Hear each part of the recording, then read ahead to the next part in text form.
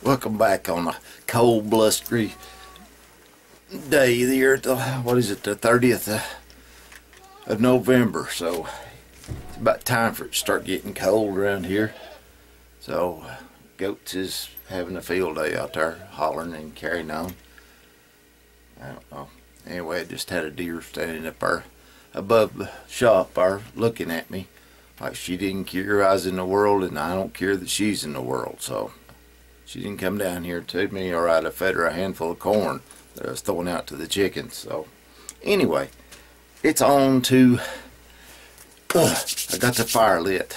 This is my first fire so far in the in here, so it's a little got to burn off a little dust. So I'm gonna have to put up with a little bit of stinking as the dust burns off the burner. But anyway, it's on to knife making today. I'm going to do a little bit of that today. Oh, actually, it's probably not going to be knife making. It's probably going to be, yeah, it probably will, but I've got a review that I need to do, and I'm going to do it now on this right here. It's one of the knives that I took to Colorado. Okay. Like I said, I will not ever lie to you, and I will not ever try to pull the wool over your eyes. I done this knife to try it and do what I could with it, see what it was, how it was, and well, I caused the knife to fail. I did. Me, not the knife. The knife failed because I failed. I failed to notice that I had a small little bitty crack in the blade, in this hardened part below in the hamon, in the hardened part right there. And I done that by chopping trees, not a tree, trees, to cut them down. And they ranged in size from my thumb to my wrist in size, that I cut down with this and chopped. And that was where I was chopping, and that's where there was a crack in there. It was ever so slightly, and it was probably 1/8 of an inch crack in there that I did not see. So if I'd have sold this knife, I'd be doing exactly what I'm doing right now. I would be replacing this knife because there was a crack in there. I can see it obviously now, because even though that it's been done a week or so, down in the very bottom of that crack, down in the very bottom of that is dubbed out, that is broke out and gone. It's just a little piece, I mean, but it might as well be as big as the Eiffel Tower as far as metal being missing. There is, right, I don't know, but anyway, let me get something I can point with here. Like I said, I won't ever lie to you about this. You know, if I see it and it happens, unfortunately it was so cold and so rainy, snowy, blustery day that out there in Colorado that I didn't get to film because the camera batteries would go dead in just a little bit outside. Even new camera batteries went dead in about 5 minutes. Full charge to dead in about 5 minutes. It was so cold. So anyway, let's get this up here. Like I said, I don't know if you can see it or not, but right here, right there, was a little bitty crack about 1/8 of an inch long. And the reason I know that is that you can see the dark spot in there where the ferric chloride etched the metal, and so you can always tell if there's a crack there, especially if you've etched it, because the crack will be the same color as the outside of the blade, because it will wick, that ferric chloride will wick in there. But the rest of it is nice, and I mean it's a good dull gray color, not a black, not a darker shade of gray to almost black right there. So, but it's better me find out than a customer. But as with any good customer service and policy like this, I'm going to redo this knife. It's mine. I mean, well, it was going to be on the Etsy for sale, and it held up good. I mean, other than this little crack right here, it done everything I asked it to do, and then some. Helped skin 2 elk, helped cut one of them up, and then the crack happened. Now, there's a couple of things about this knife that I love, and a couple of things that I hate. Number one, the thing that I love is it's sharp, and it stayed sharp, and it rolled the edge. It pulled the hide off of a big cow elk. So anyway, that is beside the point. I mean, it done what it was asked to do. It cut, it done everything. And since I was experimenting with it, well, not experimenting, I know 1095 steel, not superly all the way through, but I do know it enough to know that I didn't check the knife enough when I homed it and sanded it before I put it in the etch, and to catch that little crack. I mean, nobody's perfect, and I'm not making any excuses that for anything other than it was evidently it was a lack of quality control. That, and I was in a hurry to get them done before I went, so that suffered that, and I overlooked my basic steps just a little bit there because I knew these was for me. This was for me. Now, okay, the good points is it's sharp. It stays sharp. The slight little jimping right there with the checkering file works. It's not as good as some of that I like to do, but if I had something a little bit bigger checkering file, but I can't find nothing, so that would have a few less lines per inch. I think this is 20 lines per inch.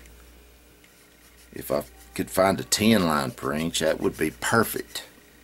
And but anyway, that the handle, you know, and the size of it was good. The weight's good, everything. Now the bad points is the handle,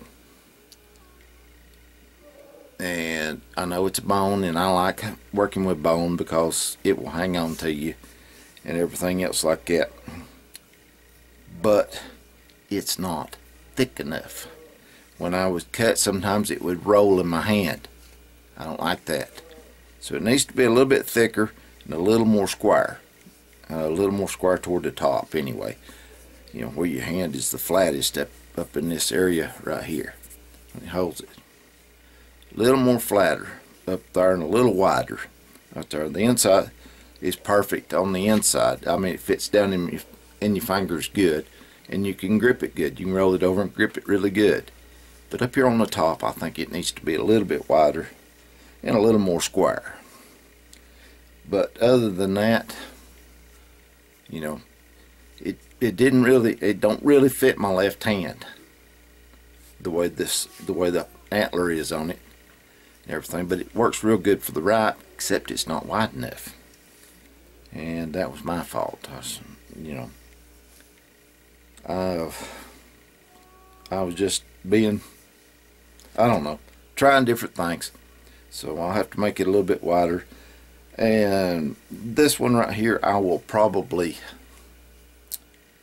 either fix it, grind it down, and make it a little bit smaller, and hang it up there, or just hang it up there like it is. And remember what not to do. That might be what I do.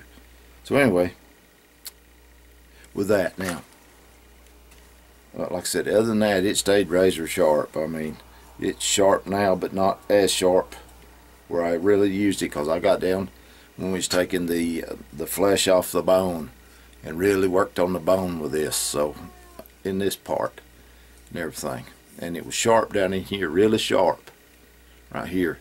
And I hadn't pulled the wet rock out to sharpen it or anything when I broke it from chopping. I used it. I mean, you know, I wanted to see what it'd do, and I seen. You know, it's a good knife. Other than just that one little flaw that I had in it that I didn't catch. Well, it fit on that. So anyway, put it right there. Now,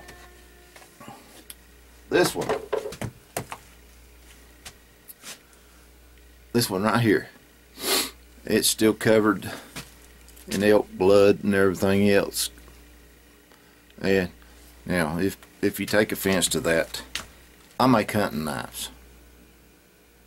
I make damn good hunting knives. And I test them. And I try to be as mean as I can be to them. Well, as mean as I could be to it, got just a little bit off the tip on this one. Just a little bit off the tip. Not much. But it was too much. It's too much. My tip wasn't fat enough. I'm going to start putting my triangle or my diamond shaped tip on about everything.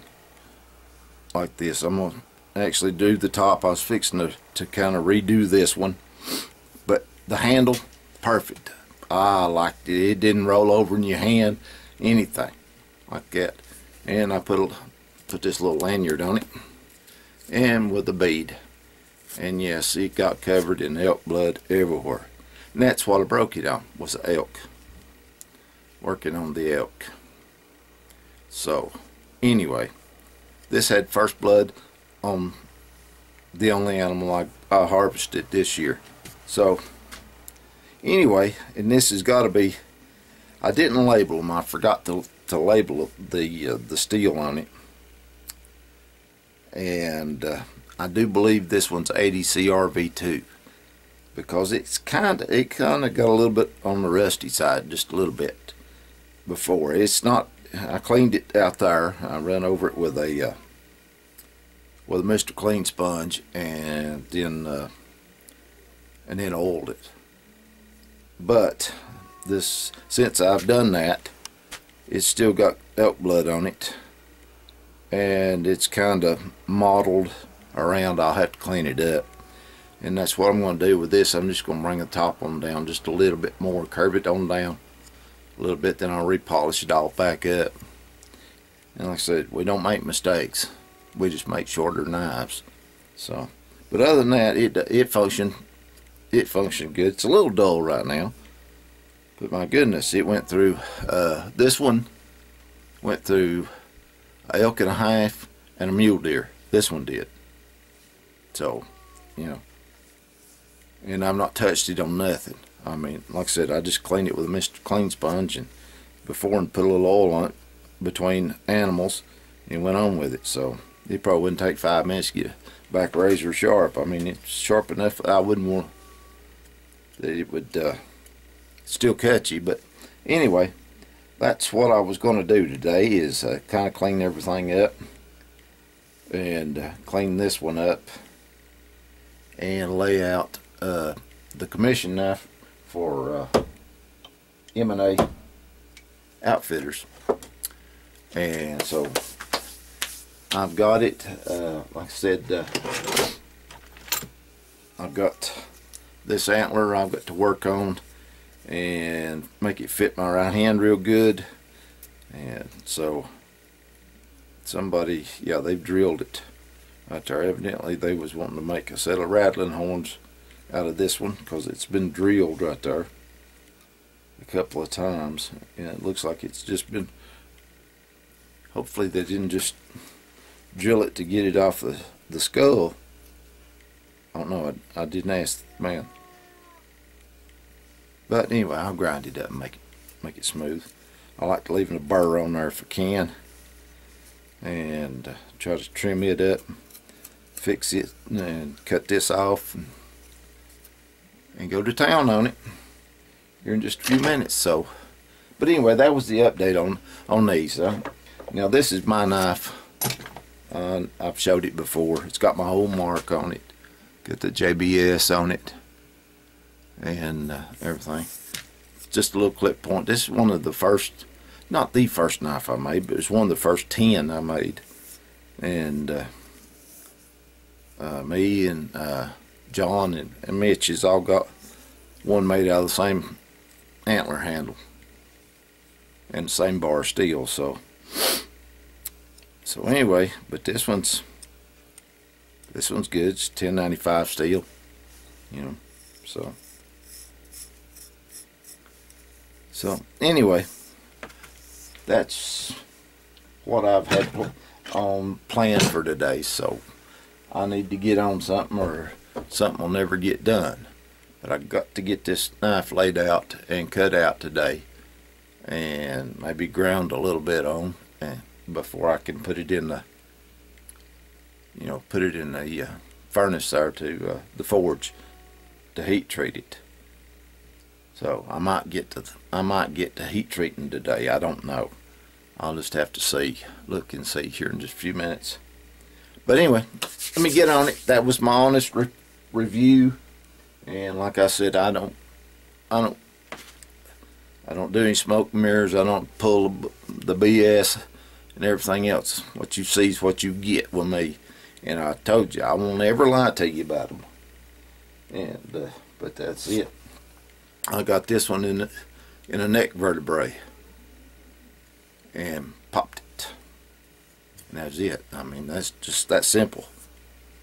And while I was working on the elk, and so I've decided that I'm going to put the this one wasn't cracked. I done that, and I knew I done it when I done it, right before I give it the final little twist. Been an idiot, but I'm an honest idiot. Like I said, I told you what I done, how I done it, and see, something like that, as simple as that, a tip being broke, I'll fix that. That's no problem with that, or anything else like that. It's where you stick it in something, it pry and it breaks right here in a straight break, then that's not good. Or you use them for jack, whatever, hammer. These are bone, not a hammer, not a hammer. Anyway, I'm gonna get to it. I'll come back to you later then. All right, till next time. This is Bo Shields saying, God bless.